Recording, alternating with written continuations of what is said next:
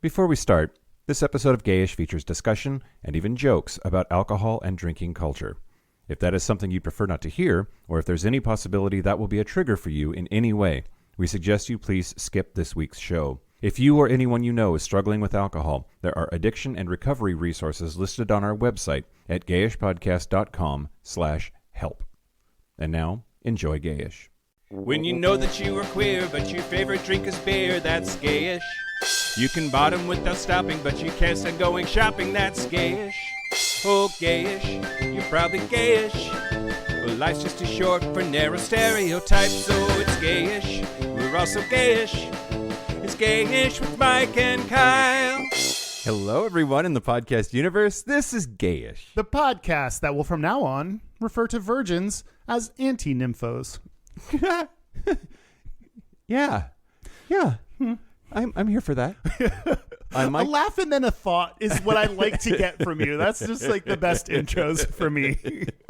I'm Mike Johnson. I'm Kyle Getz. We're here to bridge the gap between sexuality and actuality. And today we're going to talk about and consume. I am the champion, my friend. I keep winning. It's fine. Oh, fuck me. You're right. Okay, we're going to talk about whiskey, which was Mike's. I was like, wait, that band's name isn't Whiskey, is it? Okay, yes. It's the Gap Bridger poll. We have a monthly Gap Bridger poll, and all of our folks at the $50 level get three choices that Kyle and I select, and then they get to vote on which one becomes an episode. It was Whiskey, which was mine, Emperors, which was mine, and people did not like. Thank God. Okay, I know you won with Whiskey. Thank you all for not voting Emperors number one. That was, if you couldn't tell, a Mike choice. I did Cake. Cake got Whiskey still won in the tiebreaker poll, but Cake got second in the tiebreaker poll. So we're gonna do Cake for the bonus Patreon episode this month. Yeah, we are. Okay, but first, I have a correction. Okay, great. And I'm really angry at everyone. Oh, me too. Yes, and disappointed. Okay, can you be mad at Derek instead? Derek, we need to have a talk. It's not working. Selena Gomez. Oh, God damn it. Fuck. Jesus, Kyle. Listen. What? Listen to me. Well, now can we just blame Murph? Oh, probably. Selena Gomez is not the number one most followed person on Instagram. I said that a bunch and no one corrected me that she wasn't. She is the third most followed person. She is the fourth most followed account. She is the number one most followed woman. So that's not only did I say it, but I think Murph was like, oh no, Marty was like, is that a fact? And I was like, yes. Yeah. Because I saw a headline that I misread. Yeah. What possessed you to go wrong yourself and find out the truth? Because of how, I was listening back and I said it so definitively, and I, knowing that I'm still me, was like, listening to that was like, I'm not that sure. Right, yeah. I'm not 100% sure, but I sounded 100% sure. Yeah. Anyway, no one sent that in, no one corrected me, and I'm angry at y'all. Okay, well, hey. Hey, what you gonna do? What you gonna do when they come for you? What you gonna do when they come in you? Bad boys. Yeah. Before we go to the news, this is just everyone's reminder. We will be at the Treefort Music Festival in Boise, Idaho on Friday, March the 24th at 6 p.m. Mountain Time, and it is free and open to the public. You do not need a festival pass to attend. Please come see us in the great state of Idaho. Udaho, we aldaho. And Meatball and Big Dipper are the podcast that's on before us. Yeah, they're on us right before us at 5 p.m. Yep. So, come and hang out for both. Mm-hmm. Mm-hmm. It's going to be magical. Yeah. And now here's the news. Yeah. Shut your mouth hole. It's time for your ear holes. News. News the first. Charles Sutherland of Tacoma Park, Maryland, was arrested last June and charged with malicious destruction of property and multiple hate crimes in connection with vandalism at two public libraries in Maryland's Prince George's County. So he spray painted the word groomer on the entrances of their libraries. And in case you're hiding under a rock or something, groomer is like what the right wing is using as their dog whistle for anti-LGBT stuff, right? Like normalization of any sort of sexual or gender minority status is like we're grooming just for wanting fucking rights. Which is not new. They've been doing this forever. They just found a new word. And meanwhile, I always see these news stories that are like, this priest is arrested for possessing child pornography. And this, this straight dude is arrested for all of this. The real groomers they don't give a shit about kids because the actual pedophiles out there are getting arrested and no one is like, hey, look, it's white men. Yep. Let's target them. Yep. No, it's just about being anti-gay. Yep. Well, he had been a librarian at Northview Elementary School in Bowie, Maryland. And when he decided to go and spray paint groomer on these libraries in his area, he was, of course, placed on administrative leave. And as part of that, he confessed, said, yes, I did it. And yes, I have no remorse. I believe that that's what's happening because we are grooming children for sexual abuse, or LGBT people specifically are grooming children for sexual abuse. Anyway, as part of that process, he agreed to allow them to search his home. In his home, officers discovered that he had a child-sized doll, several smaller dolls, diapers at his home, even though he has no children, nieces, or nephews. And he told them as part of his deposition that he had child porn on his computer, which they found. And he will now face, among other things, misdemeanor charges of possessing child porn. I could have just shut the fuck up and let this story play out. I don't know why I didn't trust the story to just happen that way. Yep. Fuck, man. Yep. And he is white. You're right. Yeah. No one is calling for like the reversal of rights for white dudes. Like that should be what's happening given who's actually committing stuff. It's just it's not surprising anymore that it's shitty that happens and that we get treated like this and those stories don't stick and we still get the backlash. Yeah, you're just anti-queer and there's Yep. Fucking A. And straight people, are you okay? God damn, right? Because you're clearly not. No, the answer is no. Y'all need to get your shit together. Get it together, straight people. Well, news the second. Okay. Have you been following this thing with the Lieutenant Governor of Tennessee? Yes. A little bit? Yes, I've seen some of the responses he has made. I'll let you tell people what it is, though. Yeah, so the Lieutenant Governor of the state of Tennessee, which for our international folks, we have 50 states. Every state has a governor, and most of them also have a lieutenant governor that's like the second in command of the state or whatever. But Tennessee is not a place that's been kind to LGBT people. This dude, Lieutenant Governor McNally, he used to be in the legislature of Tennessee and was responsible for, among other things, their ban against gay marriage. And they're very much embroiled in anti-trans bills right now, trying to prevent trans care for minors, trying to bathroom bills, trying to make trans sports bills. All of this stuff is happening in Tennessee like it is in many parts of the country. But he's now speaking out after he found himself embroiled in a scandal when it was revealed that he frequently liked and commented on Instagram photos of a barely dressed young gay man. He has actively supported the state's new law banning drag queens from public performances and stripping young people of access to gender-affirming medical care, and yet put many, many fire and heart emojis on Franklin Superstar, who is a very queer young man. Mm-hmm. This is just a little twink. Just a little twink. Little, mostly naked twink. Yeah. In one of the posts here, McClure, who is the twink, the twink in question, Franklin McClure, there's a close-up of his, quote, buttocks covered in underwear. That's one of the ones that he put, that Lieutenant Governor McNally put several fire and heart emojis in the comments. And in a follow-up comment on the same post, Lieutenant Governor McNally wrote, quote, Finn, you can turn a rainy day into rainbows and sunshine. Did he think these are like private messages? Like, he's really playing into this, like, kind of person that is out of touch and doesn't know how to use social media. Like, what did you think was happening? Right. Yeah, exactly. Well, so, I mean, he is 79 years old and maybe doesn't know how it works. Potentially, I don't know. That's ageist of me, but Well, that's the problem that he's playing into. Like, there's so many people that know how Instagram works, and they're of all ages, including people that are of older ages. Yeah, I don't know. He's kind of So he's playing into the stereotype. Hey, that's what our show is about.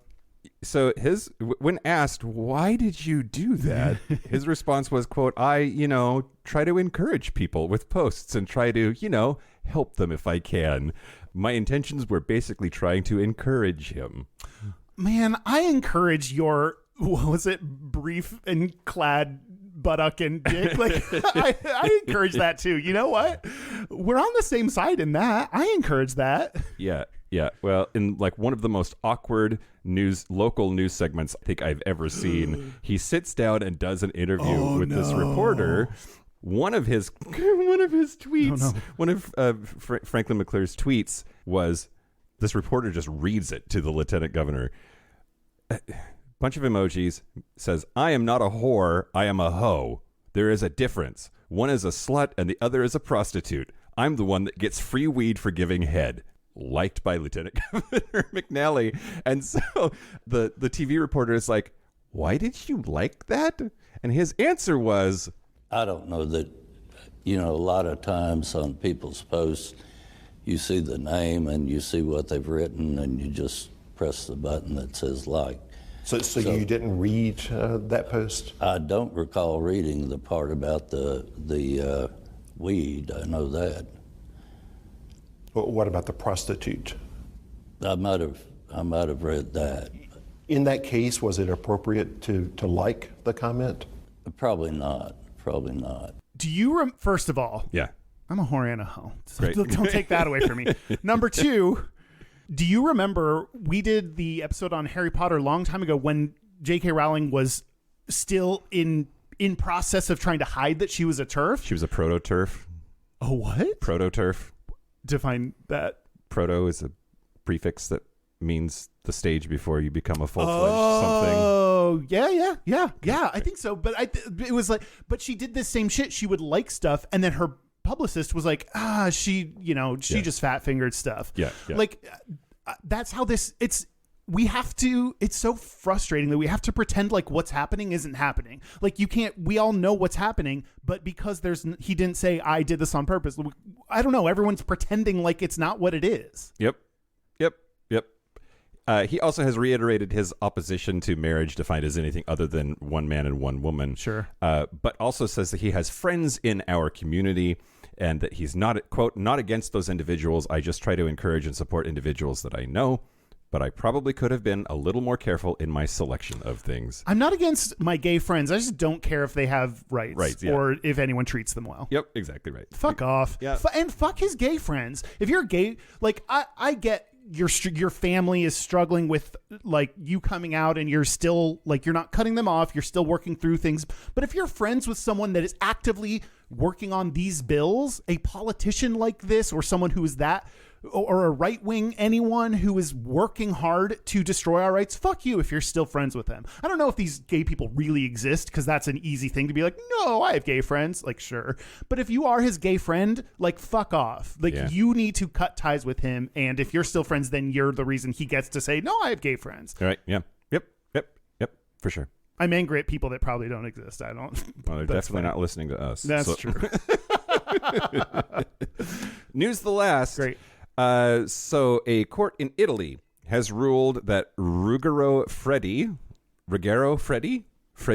I don't know, however you say this motherfucker's name. New Patreon supporter. Yeah. A court has ruled in his favor that he was indeed unfairly dismissed from his job at the University La Sapienza because they found out that he was a former gay porn actor.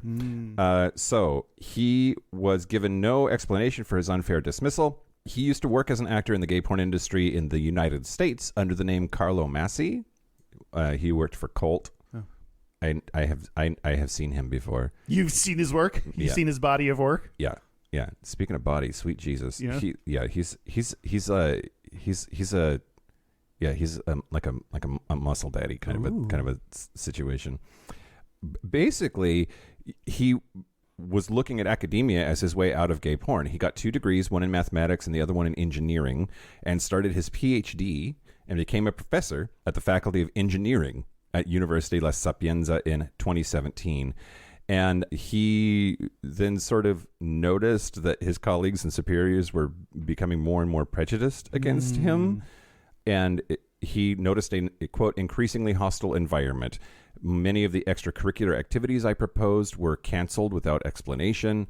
I put together a meeting on the topic of HIV that I had organized with a student group, and that was canceled. Things got worse in 2019 when he was offered a teaching position for a mathematics course.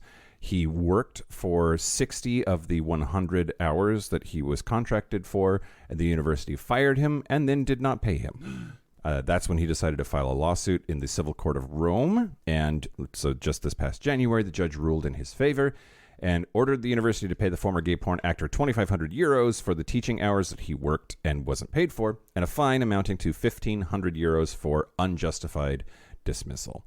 He said, quote, I was forced to sue and I won. I hope my case gives courage to all PhD students who are exploited after years of studies and specializations. Now I have a normal job with a salary. I hope that others will also find the courage to speak out. Nice. I think people, even people on the left who support sex work, I think some of them do it in theory. Yeah. And maybe in practice, it's harder. Like, would you date a sex worker? If you found out that your teacher is a sex worker, how would you feel? And that's very different than just theoretically supporting sex workers. And I think a lot of people are not as progressive as they think they are. And that's your own shit that you need to work on. Yeah. And there's also this weird, like, I don't know, court of public opinion. That's a real problem. Yeah. Right. Yeah. Like even I think that there are organizations of a certain size that even if I, as a leader in that organization, support sex work and sex workers, I know that enough people don't, that looking like we support it by employing someone then lends itself to people like not buying my product or not applying to my school or whatever. Yeah. But there's also, at least in this country, I don't know how it works in Italy, but in the United States, you can't like bring a person's private life, if it's for a protected class, into your decisions about their employment, right? So unless you're like fucking on campus and filming it or something, like that's just, it doesn't apply to your ability to teach math. Right. Yeah. Yeah. Right. Exactly. So anyway, that's the news. That's the news. Speaking of people that I bet could teach math because they're so smart, our following new Patreon members. Thank you to Paul Roberts. There is no fucking way I messed that up. Yeah. Nailed it. Yeah. Paul, he's going to email and be like, my name is actually Paul Robert. Paul Robert. Sorry I yelled at you, Paul, for no reason. You did nothing but have an easy name. Kaylin Cameron. Did I not put it? Oh, Kaylin Cameron McDonald. Most serial killers have 3 names. Yeah.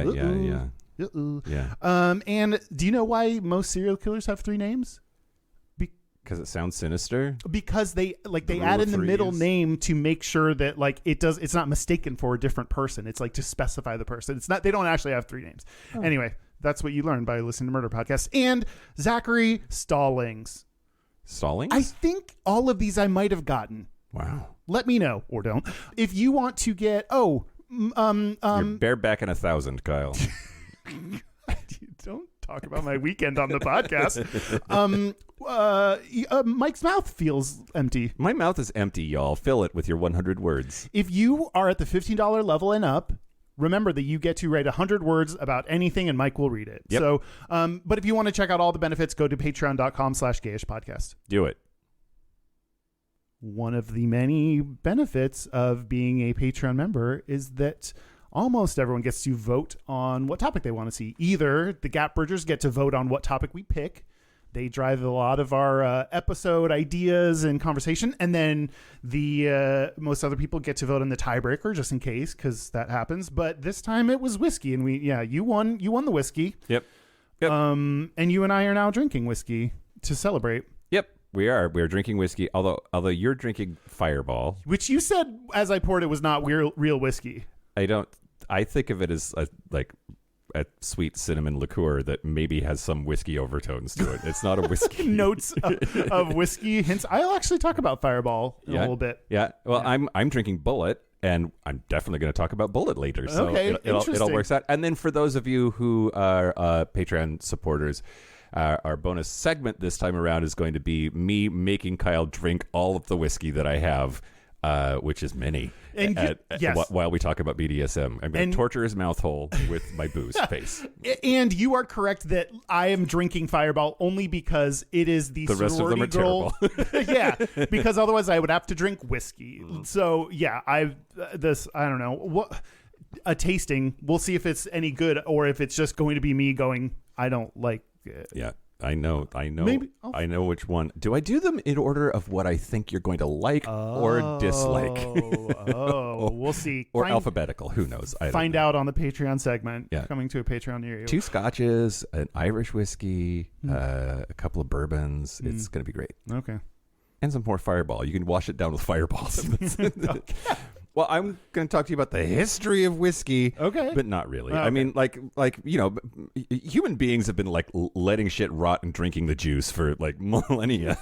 And it's true, That's though. the most disgusting description of alcohol that is actually still true. The Babylonians in Mesopotamia definitely did distillation in the 2nd millennium BC. So it's at least 4,000 years old that we've been doing distillation, which is different than like wine or beer or mead or other kinds of alcohol. In like there's a process, right? Like you've got to distill it, which means let it evaporate so that it purifies, and you let it evaporate and then recondense what evaporated into the drinkable form of liquor. Barrel. I think of barrels when I think of whiskey. Yep, that's absolutely right. Yep, but we've been doing it a long ass time. But the word whiskey is really what I wanted to talk about. Okay. Spell it.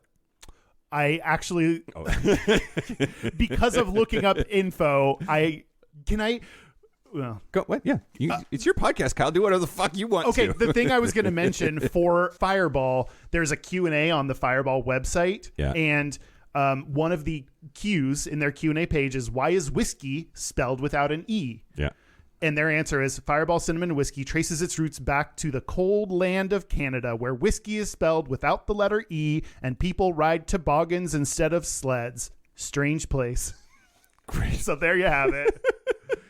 Yeah. So with or without Canada, an E, Canada, how do you depending. feel about that? Canada, let us know in the Canadians only Discord section where no one else is allowed. Yeah, yeah. And really, they're not allowed anywhere else. That's So, true. like- Well, that's true. Yeah.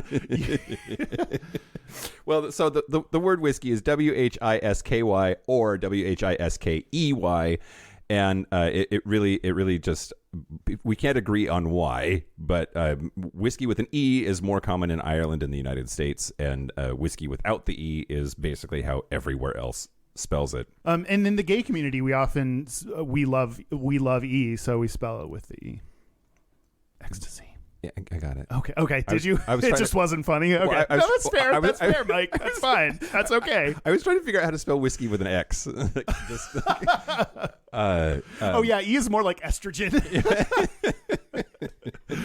So I'll The gender neutral form ends with Whiskix? with an X. Yeah.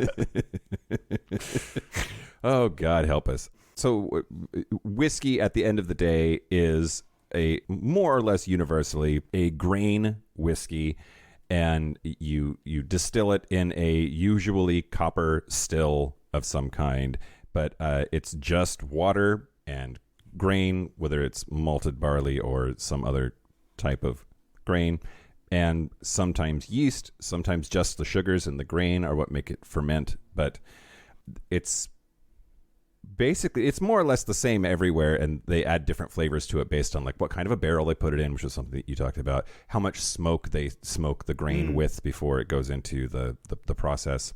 Like, and part of why we're talking about this is whiskey is a straight stereotype. Like a smoky whiskey is what I imagine some dude drinks at the end of working his banking job, like sitting on his couch, like smoking a cigar. They're very, very powerful like tropes about men drink whiskey with a cigar in the back room, just manning it up with the other men making decisions for their lady folk, right? They're in the study with the books and the And the globe, robe. the globe that doesn't turn, it just has the whiskey in it.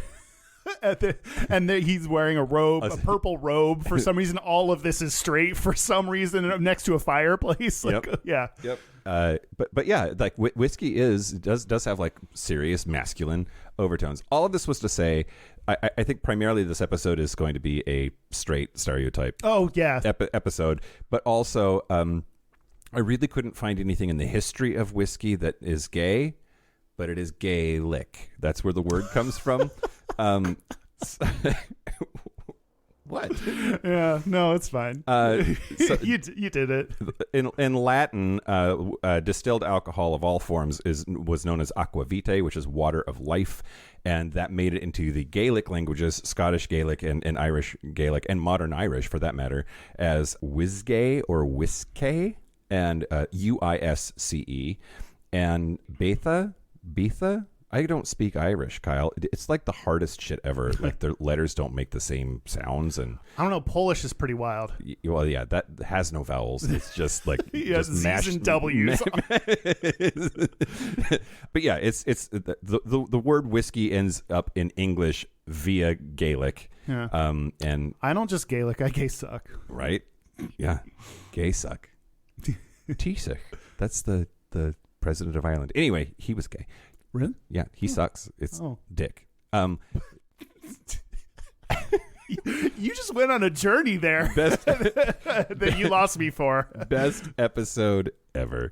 Yeah, I made my joke. It's Gaelic. Okay. How do you feel about whiskey? You hate it, right? Yeah. I think it's bad, and I think everyone pretends it's good, and they pretend like they're cool by ordering an old fashioned, and they don't look as cool as they think they do. Okay. Anyway. Great, good segment. What about you? Like whiskey? I do. I don't particularly care for like bourbons. I'm a Scotch drinker, but fairly limited to certain regions of Scotland. Right? Like there's the really really smoky peaty Scotches like from Islay. I'm usually not a fan. There's some exceptions, but I like the fairly simple Highland Scotch, like a single malt Highland Scotch that's not super smoky. I like that. I like that flavor. But I'm not a purist. Like some people hate the way that I drink whiskey because I almost always do whiskey on the rocks and a squirt of water. Like I like the flavor, but I don't want the burn of the alcohol. So there are a lot of people who say whiskey should only ever be drank neat, or meaning just the whiskey and nothing else. And maybe like a drop or two of water. Like I've heard real pretentious people say you add just a drop of water, and it's like, oh, okay. It opens up the bouquet. Yeah, Kyle, something, blah, something, blah. something. Yeah, douchey. But at the Scottish Whiskey Experience in Edinburgh, which is the world's slowest roller coaster, while it explains to you how Scotch is made. I bet the roller coaster gays are like, wait. I have an opinion about you calling it a roller coaster. It's kind of adorable. They put you in a big barrel and like you move along a track while like they show you the history of how Scotch is made and blah blah blah. Anyway, they said over and over again in that presentation that like there is no wrong way to drink Scotch. There's no wrong way to be gay. Stop gatekeeping. If you like the flavor of it, then great, go for it, do it. Do it. Yeah. And that's a good connection. Yeah, I think, you're right that a lot of people do have judgments about what to do. And it's like, man, just like the things you like and let other people do the same. Absolutely. How do you feel when you drink whiskey? So yeah, I don't know. Like there's a certain amount of like, I feel fancy. Like I put it in one of my glasses. That's like a whiskey glass. And I feel it's not, I don't typically do it to get drunk. Like I really am trying to enjoy a whiskey. Like if I'm going to get fucked up, I'm going to drink a bunch of seltzer or like beer or like shots of vodka. I don't know. Like, but I'm legit doing for an experience. So there's a certain amount of like, I guess is that pretentiousness? Yeah, I mean, but it's back to like what you like. You're not using that to judge other people who like it a different way. Like but I would drink whiskey, and occasionally I do that, and occasionally do that with beer, where I'm like, I want to drink this. I don't love this, but I want to feel like a dude right now. Oh yeah, and there is part of me that just dislikes the taste, but still likes the concept and doing it, and that's purely about the stereotypes about both of the beer and whiskey alcohol. Like, yeah, as The taste is fine. I don't despise it. Like I'm fine with it. But there is like a feeling that I get of like, cool, I'm one of the dudes right now. So there was a time. Okay, we've said before that there are a lot of gay stereotypes that start out as something that's actually feminine. It's associated with femininity. Yeah. and then that gets sort of projected onto gay men as like they are feminine because they take it, and that's how it enters the gay lexicon and identity. I wonder if the reverse is also true, though, and here's where I'm going with this.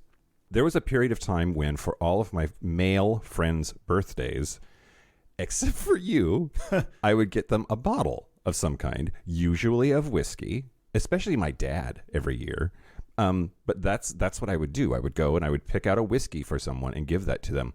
And then when I realized that our friend Shreya likes whiskey, I was kind of thrown for a loop by that. I was like, you can't like whiskey. You're a girl. Yeah. And then I had this consternation about like, well, do I put her on my birthday bottle of whiskey list because she likes whiskey? That's easier than figuring out what else to get her. Yeah. But I definitely had this like weird, I give whiskey to dudes, and like I had to readjust my schema for like how the whole thing works because she's a female. Yeah. And so I don't know. It's like there are certain things that I associate with masculinity and therefore not with femininity, and then not with gay dudes, right? Yes. So yes, like absolutely. You end up not being on my whiskey list, well, because I know you don't like it, but also I think that there's a weird fucked up gendered thing that's happening there that I'm like unpacking. Yeah.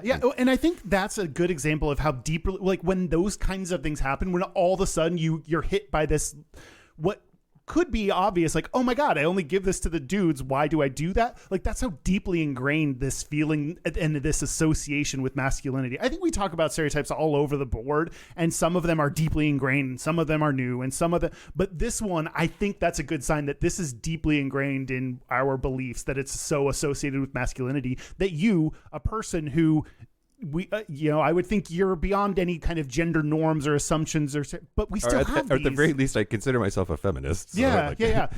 And still this happens. So I think, but do you want to know the truth about whether it is actually straight? Boy, fucking howdy do I do. Yeah, good. If you said no, then this episode would be just you.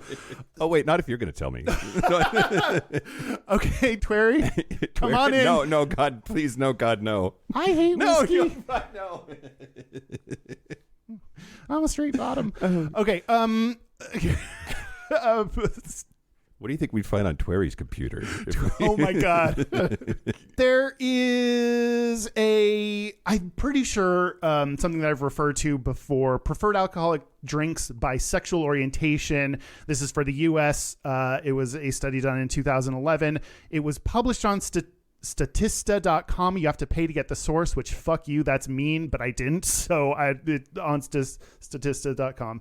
And then, they do gay, straight, men, and women. Those are the only options. So, oops, only binaries.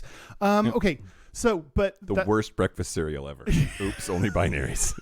Just ones and zeros. Yeah. Okay, so, for whiskey, the breakdown in order of most preferred to least preferred. Why? Hold on. Oh. Let me. This looks weird. Let me double check this. Actually, did I do this wrong? Gayish. Okay. No, I just had to double check because number one, highest percentage, the group that ranks whiskey highest out of all four of these categories, gay men. What?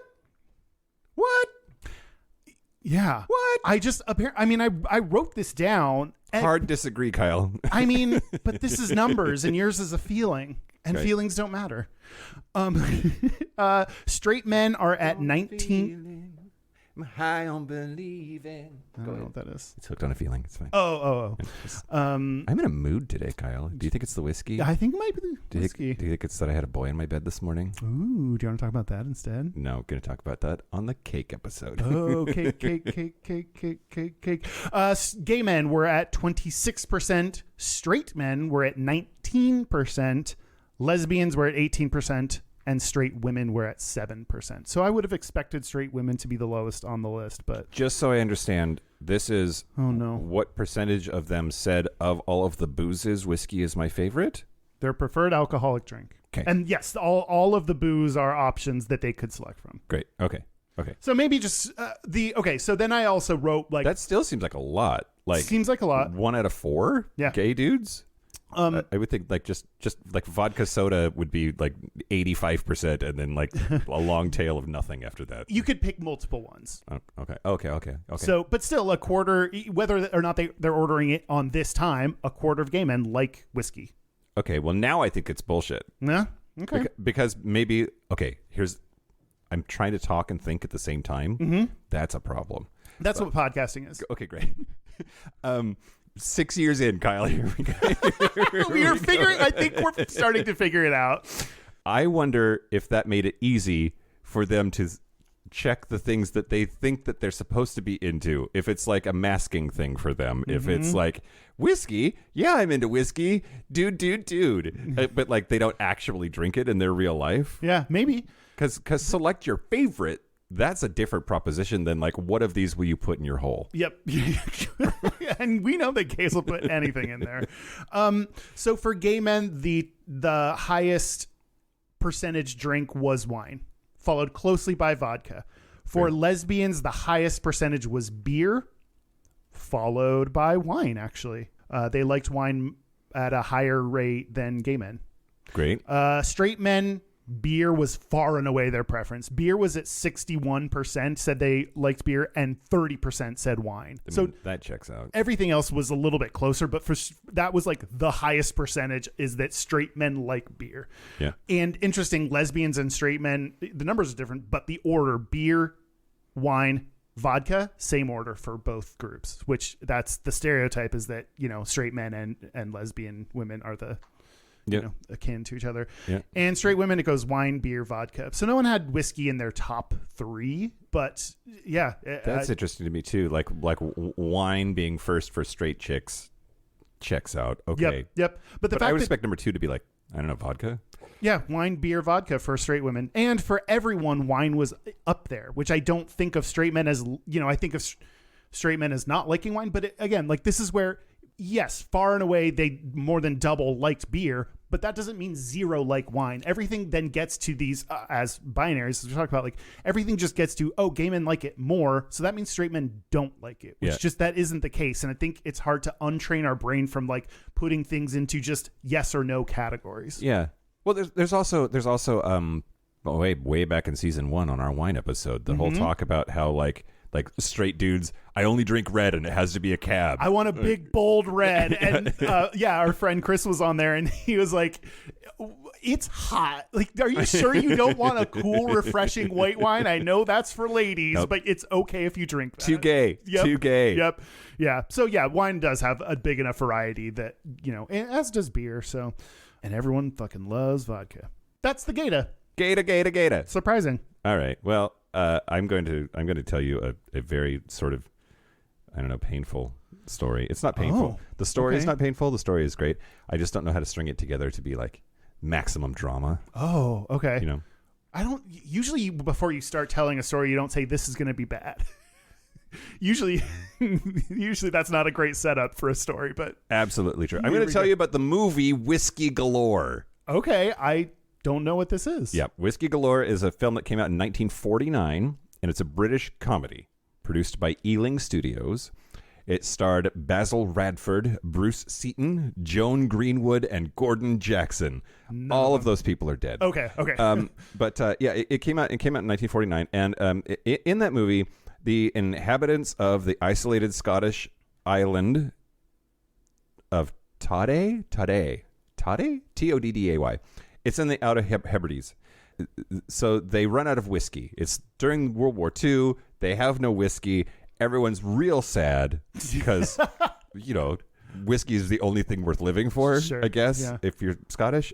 Anyway, but then so a freighter, the SS cabinet minister, runs aground and begins to sink, and they learn that there's 50,000 cases of whiskey on this boat. Wow. So where this is going is the French version of this movie, Whiskey Galore, is whiskey a go-go. A go-go means a lot or in abundance. Galore, there's a bunch. So Whiskey Galore was whiskey a go-go. So then in France, in Wallapie, it's a seaside town near Cannes. Okay, you've had some names to do today. Yeah, absolutely. This dude opened a French bar in the early 60s named for that movie called Whiskey a Go-Go. It was at that bar that he began to hire lady dancers that began to be called go-go dancers. And then there was a Los Angeles club that borrowed the same name, and it's still there, actually, a bar called Whiskey a Go-Go. It's in West Hollywood and on the Sunset Strip. And they borrowed their name and business model from this French bar, really popularized the idea of lady go-go dancers, and then that morphed eventually into male go-go dancing, topless men, and then eventually just like dudes in their underwear. Anyway, so like that's the very, very short version of just like we have whiskey to thank for go-go boys. Wow, you owe so much to whiskey. Yeah, I do. I do. I've spent so much money on whiskey. I've spent so much money on go-go boys. Sometimes it's hard to tell the difference between whiskey and go-go boys for you. Yeah. You're like, pour me a glass of one of either. Yeah. But apparently go-go boys started in the 60s and as a direct influence from go-go girls, and go-go girls, got their name from this French bar that got its name from this movie about a whiskey shortage. So weird how language works like that. Yeah, absolutely. And I think it would have been crazy to be like, we've talked a lot about the post-Stonewall, pre-AIDS gay scene, gay culture. Apparently it was pretty raunchy. Like there was in the United States, which I think of the United States as being like super prudish and like a place where you can't go see full dong in public. But that in the 70s, that was not the case. There were lots of live sex shows, male strip clubs. There was a lot of go-go dancing that started during that time. That was just like my favorite kind of go-go bar, but everywhere. You wouldn't have to go to a go-go bar. You just go to a bar. Right. Yeah.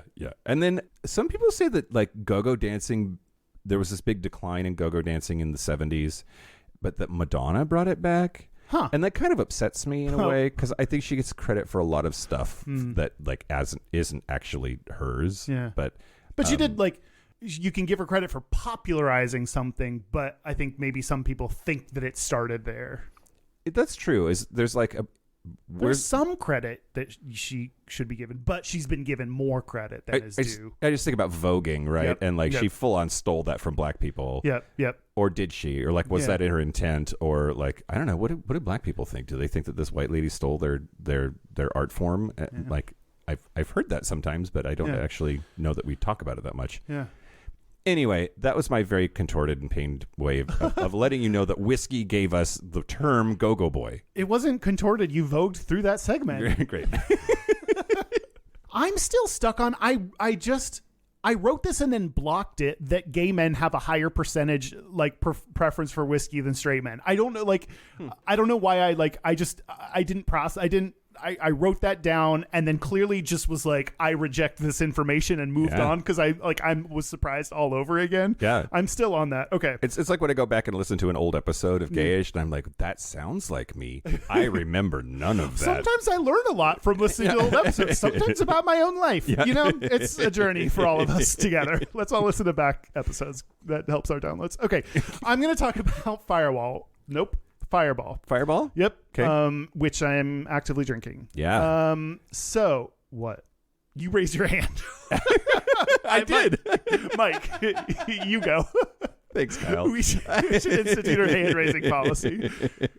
God, it would have helped with my brothers being on last week. I Oh, think. yep.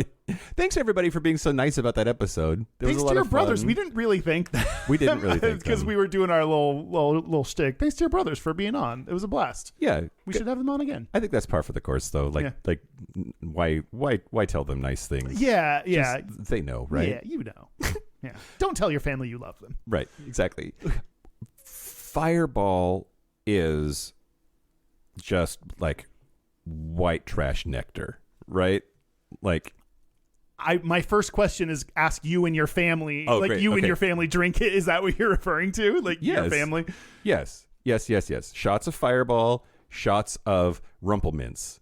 Rumblements. Yeah, I have a bottle of Rumplemints that's not whiskey, so we can't do that during the Patreon it'd be segment. illegal. But yeah. When I went home with You did shots of Fireball with my grandma. Yes. Like who was walking around with a fucking tray, doing shots with people. It was compared to my family, Yeah. who my parents split one margarita at dinner. Yeah, You know, yeah. it's just very different. Sure. Yeah. Is that just your family, or is it actually kind of a white trash stereotype? I think of it as being a white trash thing, and I don't. I think it's because it's so approachable and easy. And going back to our talk earlier about like the smoke-filled room and the snifter of brandy with a cigar, there's a sophistication level that's there, and it really feels like just like smack your dick in my face cinnamon flavor that overpowers everything whiskey-esque about it is like that screams low class. It's like it's the low class version of this otherwise classy thing to say it's Fireball whiskey. I don't know. I didn't think about any of that before I said it, so now I'm not. Gayish. But you stumbled. No. That all makes sense. But where you got to is Fireball whiskey. Actually, I'm going to talk about that. Okay. Is Fireball whiskey? Not those little tiny bottles. But Not those. Well, you said even is it actually like made of whiskey versus like what you're talking about, like, oh, there's like, heavy cinnamon flavoring. Yes, the little things of Fireball are not, there is no whiskey in them. There's small, like 99 cents things that are in these smaller bottles. They're sold in more places, and those are called Fireball Cinnamon. Oh. Versus Fire Cinnamon Whiskey, Okay. which contains whiskey, which is the bigger bottles of it. Okay. So like the handle, the half gallon of Fireball that you just poured this drink that you're actively drinking out of likely has whiskey in it. I looked at the name of the bottle as I poured it, and it said whiskey on it. Okay, That good. is it's one of those tricky things. Technically correct is the best kind of correct, Kyle. Okay, speaking of, we'll see what you say about this. On the Fire Cinnamon label, Yeah. so the one that does not contain whiskey, Yeah. the little bottles, Fire Cinnamon label says malt beverage with natural whiskey and other flavors and caramel color. I mean, that's corporate bullshit for, I don't know. Natural whiskey and other flavors. What they are actually being sued over this. Okay. I'd heard something about this, but not over the why. Yeah, Like it is, the headline that went out was just like, it has no whiskey Yes. in it. You're drinking, I don't know, somebody's big red chewing gum spit. I don't know. yeah. Someone just snapped cinnamon, chewed on the sides, and pissed into a bottle, Yep. and that's what you're.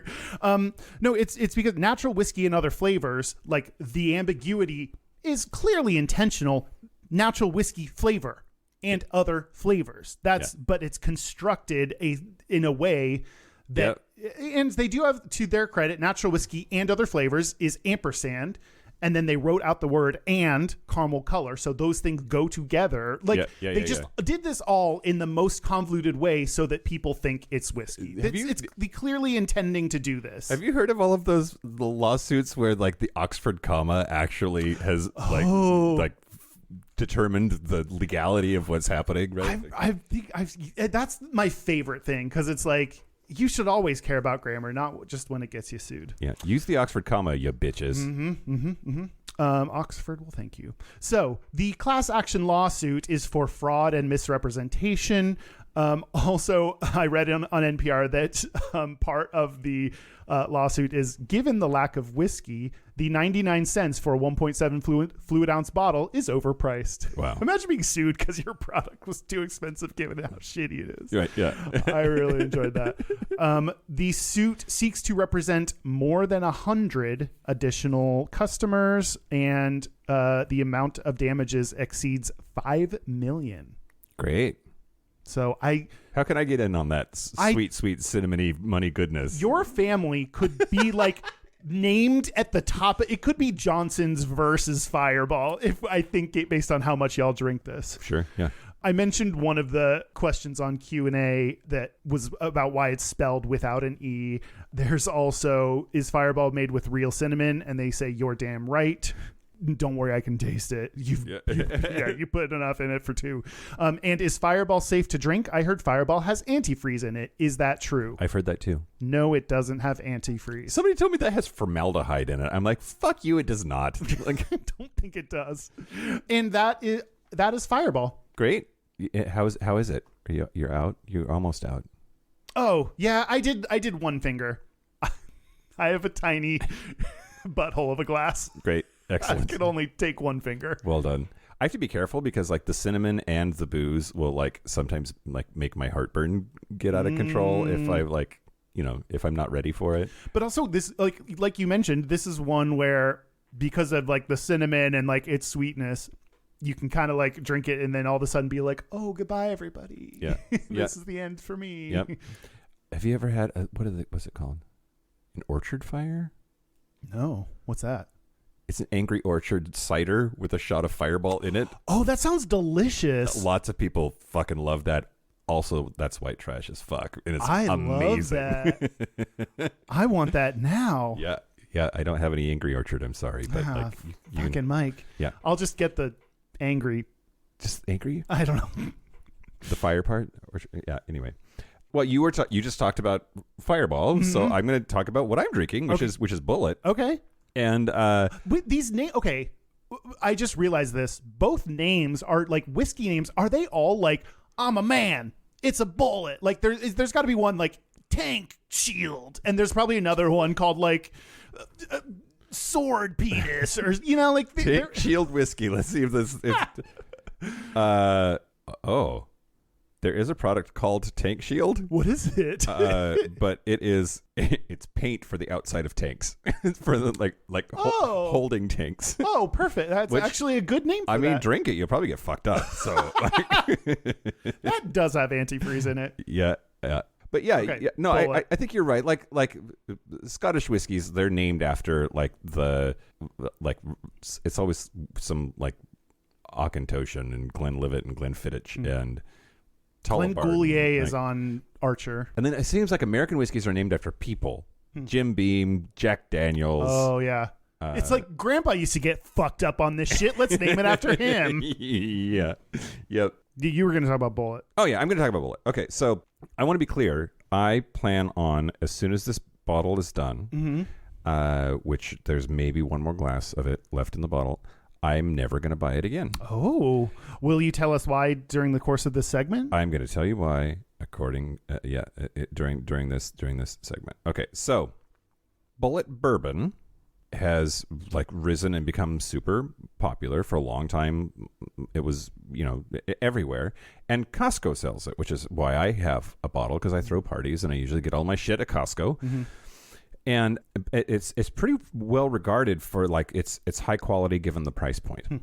And it was it's distilled in Lawrenceburg, Kentucky by a man named Tom Bulleit. And that's really a name? That's really a name, which is why it's spelled the way that it's spelled, because it's not spelled bullet like a gun bullet. It's spelled Bulleit. Oh. The Bulleit family apparently has been making whiskey at least since the 1830s. And history happens, mergers happen, and it becomes part of this mega corporation called Diageo. Okay.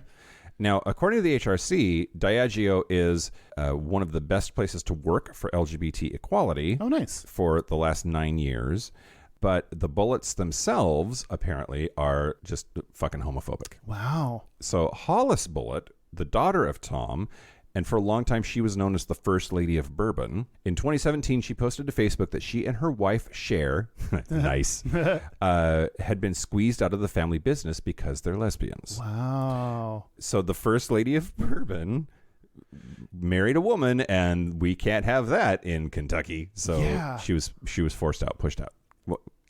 Oh, just her wife, Cher. I'm still also, I can't, yeah. I mean, there was just a lot in that sentence that was very gay. Lesbians, if you want gays to care about you more, marry a Cher. Do you believe in pussy after love? Okay, so in this Facebook post, she said, quote, "One is not respecting personal family business by staying silent when people's civil rights are at stake. In light of my experience, I do not understand how the company I worked for is on many of the top best practices lists for LGBTQIA employees to work. There's homophobia in the whiskey industry and in the alcohol industry in general. In the course of the 10 years that Cher and I spent with the company, we spent less than 3 weeks' time in the company of the Bulleit family. I was forced to deflect questions about my family at work events, which put me in a horrible position of not my making, either through assumptions, omissions, or direct advice.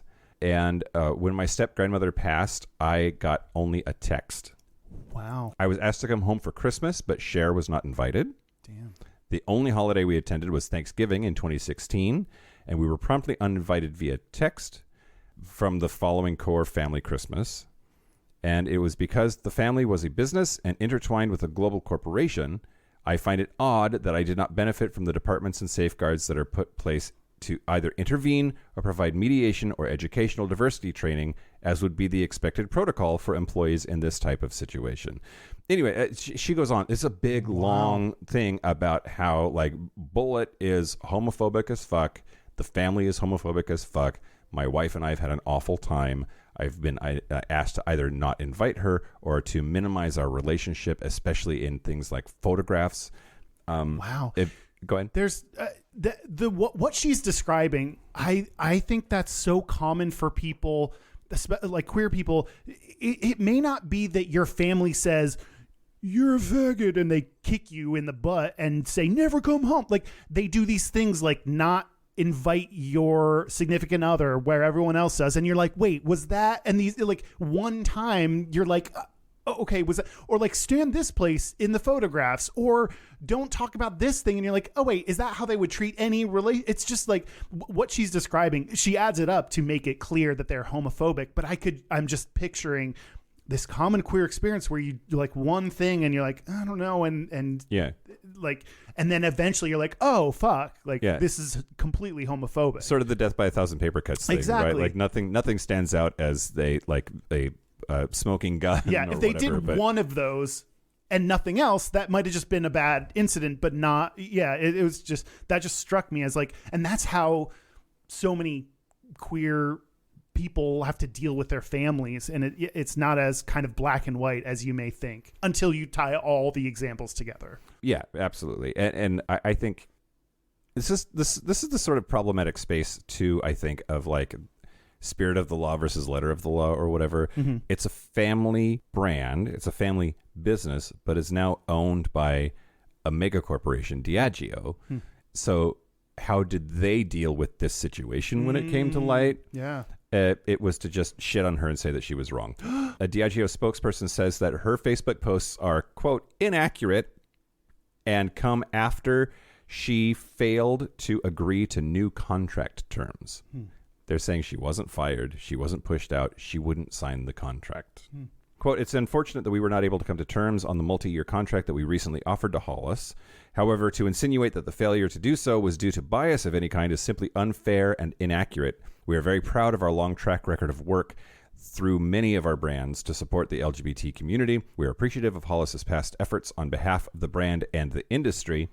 But that's also like kind of not the point, right? Like that's so shitty. I don't care. Like, inaccurate. So they're saying she's lying. Like, that's basically what they said. And who do I believe? The person who has to risk everything and her entire relationship with her business, her past, her family, risk all of, like, people don't step forward lightly. I think that's another thing. Like everyone was just like, oh, you're lying, or oh, you want attention. Like, can you imagine the years of turmoil this person has to go through and the ongoing shit that you would have to do to speak out against your family like this? Like, and then just be like, oh no, she's lying. Like, that sucks. Yep, absolutely. Absolutely. So I have not decided yet whether I'm going to turn the rock over and look under the rock to see what other brands Diageo owns. Oh. But her story, I think Diageo is like guilty of a different crime. Her story that her family, the Bulleit family, the family whose name is on this alcohol that I'm drinking, it is so fucking terrible to her and her wife. I'm done with Bulleit. So I'll finish this bottle and never again. Is that like, do you have other options that you like just as much? Is that kind of like I guess I'll have to order other things now and that sucks? Like, I mean, I'm not really a big like Kentucky bourbon fan to begin with, so like I won't be getting it for my parties, and I like it. That's not a huge loss. So I thanks, Kyle. My sacrifice means nothing because I didn't actually care. It's like I don't know, giving up sardines for Lent. Like you're not doing Jesus very many favors there because you didn't like them anyway. Yeah, I'm gonna give up sex with women for Lent. Yeah. No. I didn't mean that. I was just curious. Like, you know what? I don't know. I don't know why I said that other than just to be weirdly rude. I did not mean that. Do you know why I put whiskey on the list? Why? St. Patrick's Day. Happy St. Patrick's Day, everybody. Oh, That's fuck. this week. Yeah. Oh.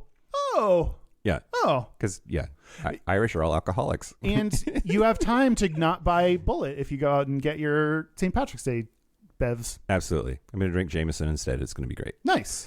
Oh, so I did want to say some options. There is an article on whiskyraters.com, which I think is that's not a website that I want to belong to, but it exists.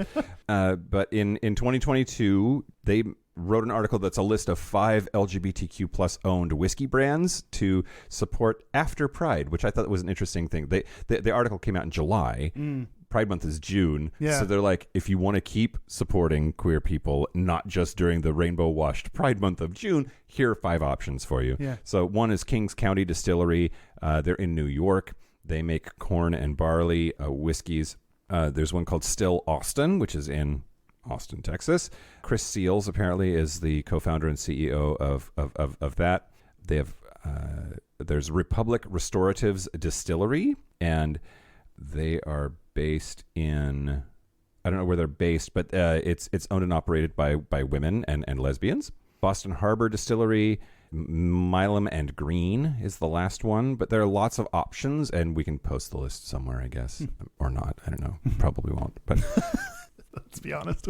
But in a very masculine, very straight focused industry, like at least in terms of image, as the whiskey industry, there are at least 5 LGBTQ plus owned whiskey brands that you can, buy local, buy family, or what. Yeah, you have options. Well, yeah, I mean, part of that then is I mean, how much will that affect you to, instead of buying Bulleit, buy something else? Like, there's plenty of options out there. Surely you can give this up. You can give this up, and don't call me Shirley. Great. Did we do it? Okay. I'm gonna, on the Patreon segment, I have a theory that whiskey is BDSM. Great. But I'm gonna prove it.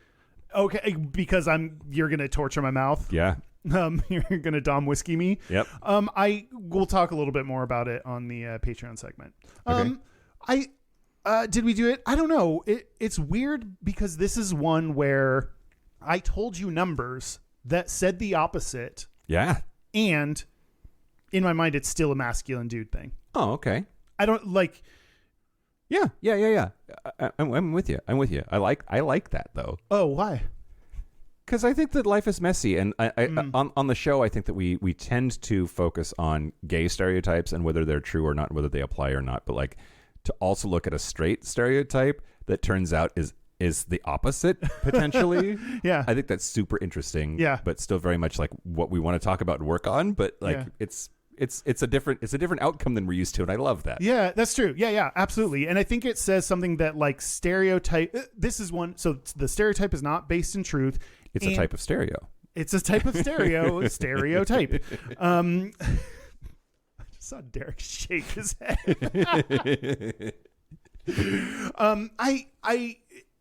I think the stereotypes are based on this image that we've cultivated, and that image is sometimes there's a baseline of truth that then it grows from, and this might not, and maybe that's what happened, but it's evolved over the years, or I don't know, it'd be interesting, like maybe we can do this again and look more at why that has evolved over time or where this started. But yeah, it's just, yeah, it bugs me. It bugs me that like and maybe this is also part of it, is like, it takes time to change your mental. If you have this mental idea of it's a straight thing, just looking at these numbers once doesn't turn my brain around immediately. And all of a sudden, and I think that's okay. This one is a little bit more lighthearted. It's fine if I don't know. It's not a huge impactful thing that I think straight dudes do this. That doesn't make too big of a difference. Yeah. It's like not this big heavy thing. But I think for bigger, heavier things, that's important to know and be okay with that it takes time to change. Like starting with data is a great place to start if that's how you roll, and it will then continue to take time to have that sink in and really feel it. Yep. Maybe that's the frustration that I'm feeling, is that the realization is the hardest part, but then there's this discomfort after the realization, but before you've really changed your mental like map of this thing. Yeah. And that's the space I'm in right now. How much do you think that this is just like marketing? Right? Like Subaru became the lesbian car. We learned this in season 1. Yeah. Because they went after and marketed to lesbians, right? Yeah, but that one was also based in truth. There were lesbians tended to, and I think that's different than this. Like they tended to, well, maybe not. I don't know. They did buy it more often. And Subaru's like, cool, let's actually focus on the LGBT community and lesbians specifically. And they did it, I think, right when they did it. I wonder, maybe this did start. Well, that's what I was saying. Like the names of it really sound like they're marketed towards dudes. Like the names of things being either dude names or, I mean, Bulleit, you taught me was a name, but like Fireball, like these are names that are trying to be like, hey, bros, buy me. Yeah, I'm cool. I'm straight. Yeah, and the marketing for all of these things is like a lot of earth tones, a lot of like brown, like, you know, filters on the photographs, like caramel coloring, and a lot of like, I feel like it doesn't really focus on the people, but when there are people, it's usually like a rugged looking handsome dude in like a suit. Yes. Absolutely. At a like upscale bar ordering like his, whiskey drink. Yeah. And maybe hitting on a beautiful woman who's like into him because he's drinking that whiskey. Yeah. I think marketing has a lot to do with it. Yeah. And I don't expect them to change until they have to or need to. Right. Like they're gonna keep it's working. They're making their money, so they're gonna keep doing it, right? Yeah, absolutely. Yeah, this is a weird one. But I'm glad we talked about it. Yeah. I appreciate the Gap Bridgers because I don't think I would have picked this one myself. So thanks for voting, y'all. You can also thank me. Yeah, I could. That's true. I could. Great. It means we're gonna have to drink some whiskey, Kyle. Do you want to take a break? Let's talk for another 30 minutes about other. Yeah, let's take a break. All right, let's take a break. It's me sucking whiskey. No, I hated it. This is the part where Mike and Kyle take a break. Doesn't mean are we ready? I'm ready. Are we back? Are we? Are we? We did our Patreon segment and we drank. Goodbye, everybody. We're back. We're gonna do our Gayest and Straightest. We're gonna do our Gayest and Straightest, but first. No. Oh, but first. But first was okay. I want to thank a couple people that are just like very active with Gayish. I want to thank Justin Edens, who always replies to our posts on and promotes on Twitter, on Instagram. Thank you, Justin. And on Spaces, Jay Fox, who is always like very active there. Thank you to the like people that are just like big fans and reply and talk to us. We appreciate you. Jamie Fox listens? Yes. But imagine without the me. Great. Take the me out of Jamie Fox and you've got Jay Fox. Also, something that I keep forgetting to mention is we have been doing transcripts for our recent episodes. Oh, yeah, and that is thanks to that's part of what we've been using Patreon funds for. That's thanks, Patreon. It's expensive. Yes, it costs money. AI does a bad job or not good enough to make it readable, which part of the survey results showed that a decent number of you wanted transcripts, and we have the funds through Patreon, thanks to Patreon, to be able to do that. I think it's both, it's helpful to us just from like, search and Google perspective. And also we think that our podcast should be accessible to anyone for which reading the text would be helpful. Yep. So thank you to Patreon. I want them to know that their money is going to things that help both us and everyone have more access to the podcast. Yeah, absolutely. Yep. And now, but first, our website is gayishpodcast.com. we are on Instagram Spaces. We have a Discord. You can go to gayishpodcast.com/contact to find all the places. Our hotline, you can send us text messages or leave us voicemails, is 5855-GAYISH. That's 585-542-9474. Standard rates apply. Our email is gayishpodcast@gmail.com. Our physical mailing address is Post Office Box 19882, Seattle, Washington, 98109. I just had the thought of like, Kyle, get your shit together. Okay.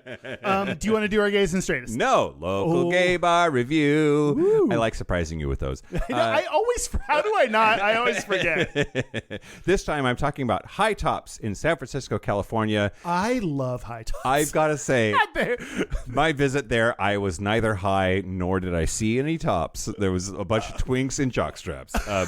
But you saw Low Bottoms. Low Bottoms is a better name for this bar.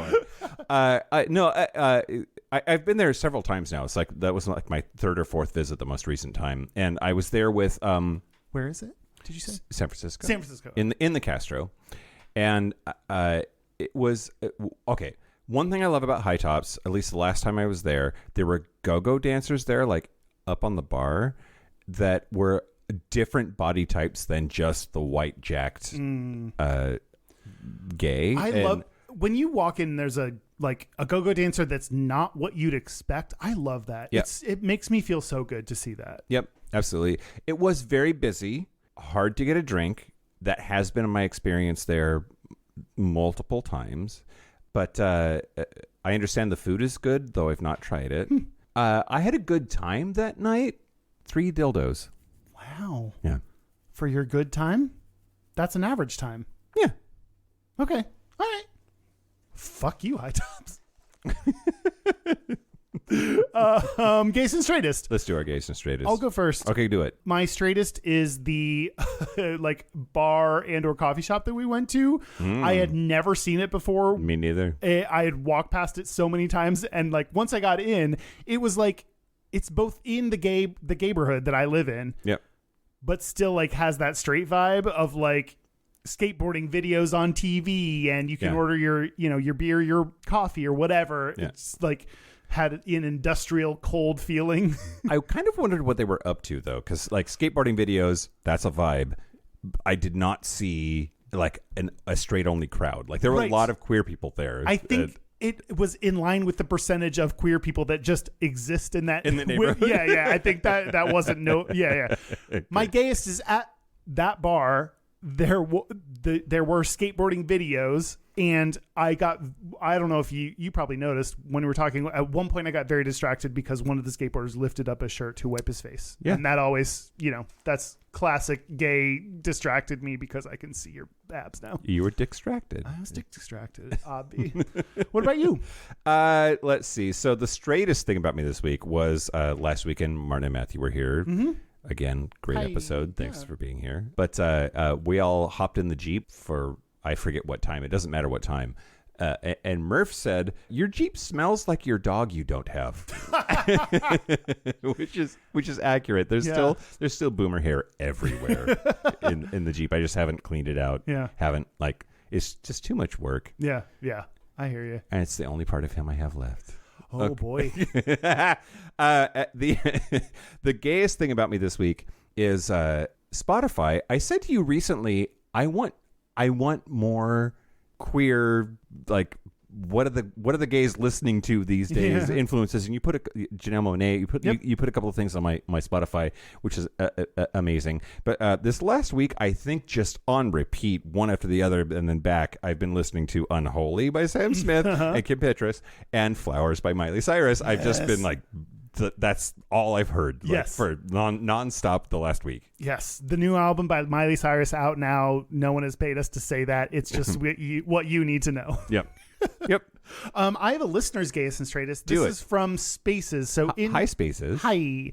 In Spaces, they updated the app, so now there are multiple like kind of different sections you can go to, and Derek has created a Gayest and Straightest section. So post your Gayest and Straightest there.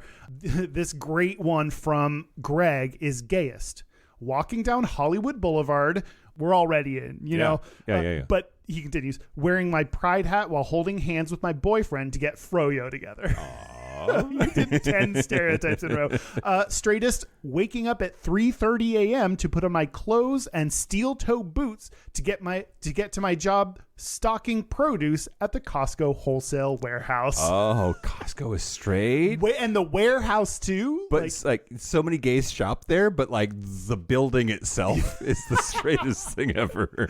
Yep. That was like all of the gay and all of the straight stereotypes in one. So I love that. Thank you. So go download the Spaces app, join our group, and post your gays and straightest there. Before we close the show, we would love to see you in Boise, please, at the Treefort Music Festival. That is on Friday, March the 24th at 6 p.m. Mountain Time. You do not need a festival pass to see us. It is free, open to the public. Do it. Please come. Spell semen. Yeah.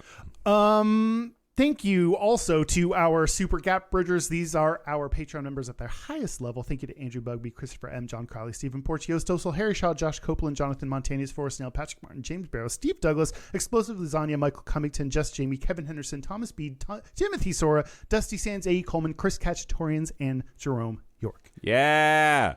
Thank you. Whiskey. That's it. This has been Gayish. From the Chris Cacciatorian Studios, I'm Mike Johnson. I'm Kyle Getz. Until next week, be butch, be fabulous, be you. Be you.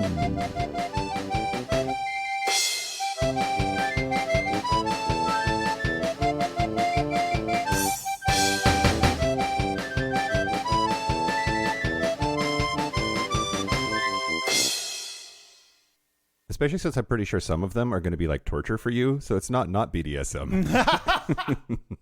And like I'm going to Dom Daddy your whiskey mouth.